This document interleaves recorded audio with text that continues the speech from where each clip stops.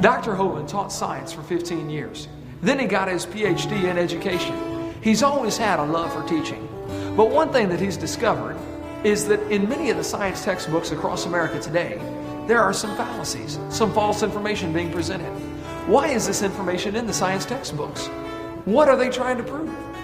Hi, my name is Eric, and in this seminar called Lies in the Textbooks, you're going to find out some of those lies that are being presented and what you can do about it.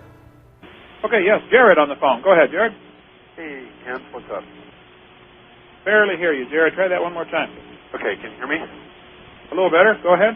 Okay. Is there any particular topic that you want to get started on? Because I'm up for pretty much anything this time. Oh. Yeah, what's your question, Jared? I just wanted to, I don't know, talk about anything in particular about evolutionary theory or whatever you want to do this time. Because, you believe in evolution, right?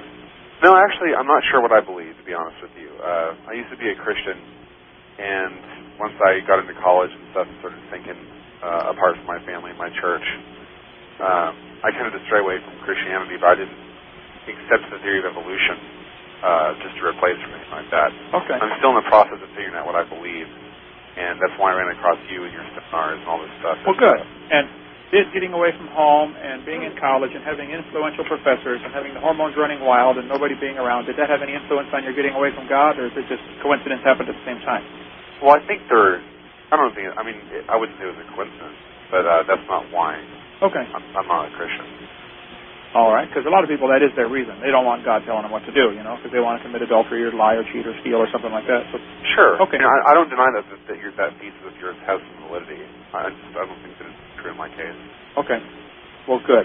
All right, well, let's see. Let's take a topic of, do you agree that the Earth and the universe is here and can be understood, but to some degree, by us humans on this planet? Yeah. Okay. Do you agree that it's pretty complex and would require some kind of designer? It seems to me like that it would require some kind of designer on a much more microscopic level than what you seem to be inspired. It seems like the real genius would be the ability to create a universe that would be self-sustaining and could evolve. Evolution is counterintuitive. Okay. Well, I guess we need to define evolution. In my thinking, the Creator designed each kind of animal with an incredible gene code variety built in so that, they could produce Great Danes, Chihuahuas, wolves, coyotes, and maybe jackals, all from the same gene code. But at some point, you reach a limit and say, okay, we're not going to get a dog as small as a flea, and we're not going to get one as big as Texas. There's some kind of limit in here to the gene code. Right. It's amazing variety, but still obviously the same kind. I think so far that we're in agreement with the evolutionists. Right. The evolutionists would agree that there are varieties and variations to the gene code, but they would not agree that there are limits to the varieties. Let's just make sure that we're staying honest here. Okay. I think that they would agree that the variations, per se, have limits. What they think happens is random mutations in the genome occur over time and change what the variation can be. But the width and the depth of the variation, it does have limits. I don't know. I've never met one who admitted there are limits, and I've tried to get them to do that. Well, I think they'd be a fool if they denied that. I would agree. Yeah, I would agree with that. In terms of non-mutation, like when you throw in mutation, then the variation, using the term becomes kind of equivocation. Because I agree with you that there is a distinct difference between variations, which is really just like permuting the genes that are already in the gene pool, and actually modifying the gene pool with mutations, right? We agree that these are distinct things. Okay. I think that they agree too, but they don't like to point out the difference too much because the theory of evolution is really a grand, big picture perspective, and distinguishing between the two things is sort of pointless. Well, when you're talking about the overall development of an organism. Okay, let's take for a visual image here a large circle that contains everything that everybody would consider dog. Uh-huh.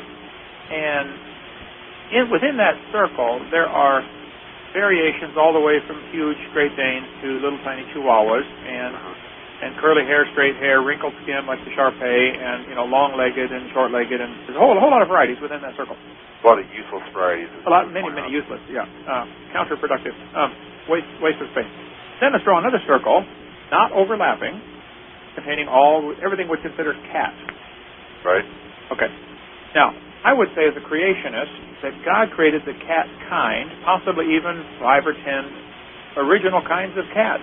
I don't know that I could prove the tiger and the jaguar are the same kind. And where the kind barrier for cat is would certainly be an interesting study of research, but I would say that I think it's pretty obvious that the jaguar and the tiger and the lion and even the house cat are very similar in many respects to each other and very different in many respects to everything in the dog circle. Right.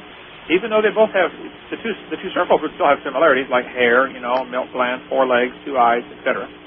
They're still distinctly recognizable.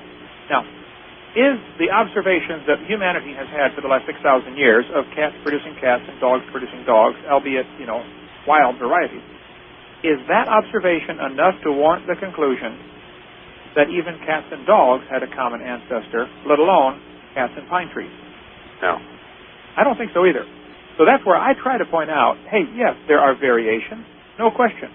There are some really bizarre variations, and I don't know where the line is in every case. However, there seems to be a very distinct line that in most cases is recognizable where the line is. In some, there may be some, tough spots. But still, cats and dogs did not have a common ancestor. That's a leap of faith right there. Well, no, it is a leap of faith. It's a leap of faith either way, to believe they did or to believe they didn't. All I know is we never observe it, so it's not science.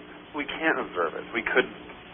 Even if it were happening right in front of us, which a lot of evolutionists think the macroevolution is occurring right now, it's almost impossible to capture it on film because the changes are so sporadic and sublime. Okay, then what evidence do we have? It's 1 millimeter at a time, one small change in a gene, like every generation that accumulates over billions of years. That's the kind of thing that you can't observe by its very nature. It's so that there's no contradiction between the fact that we only see cats produce cats and the idea that cats and dogs have a common ancestor. The amount of time that it takes. But don't you see it jumping from science to religion right at that point? I know that's what you're going to say, but I don't think that your claim is justified. I don't think that's jumping out of science. I think it's jumping out of things that we can directly observe. But we do that all the time whenever we're doing astronomy or biology through microscopes or computer science when you can't see the bits of memory. I mean, we have faith in some sense that these things are happening, but it's not unjustified faith. It's not faith in the religious sense. It's an operational faith. But look at exactly what you're saying is operational, things that are actually operating right now. You just said astronomy. We're actually observing something in astronomy whenever we want to measure starlights or something like that. Whenever we're looking at something through a microscope, we're actually observing something. Even if it's indirectly, it's still operational as we're observing it. Looking at fossils and trying to induce a changing process from that, there's nothing going on. So it's really not categorized the same as biology or microscopic. Let's think about cosmology. You see a black hole, but you can't see one directly. Yeah, I was going to say, how do you see a black hole? But go ahead. You can't see one, but you can see the effects of one pretty easily. Sort of like you can't see the wind, but you can see the effects of the wind, right? Because something's operating. Right. Okay. Now it's pretty simple cosmology. For somebody like me, who's a mathematician, I'm not much of a physicist, but I know that whenever you look at a black hole, that you can theorize pretty accurately how it came to be. We have a known process that makes sense with all of our physics equations, where a supergiant star sparks enough mass, the critical mass point, it goes over that point and it collapses into a supercondensed object, which we've called black holes. Now, we've never actually seen this happen. No, but you are measuring something, correct? Directly. Well, no, you're going back in time. You see a black hole and you go back in time. You're like, well, what? But you're operationally, you're measuring something here and now. Yeah, just like how when you dig a fossil out of the mountainside in the Cambrian rock. Okay, but to say that a dinosaur turned into a bird, how do you really check that?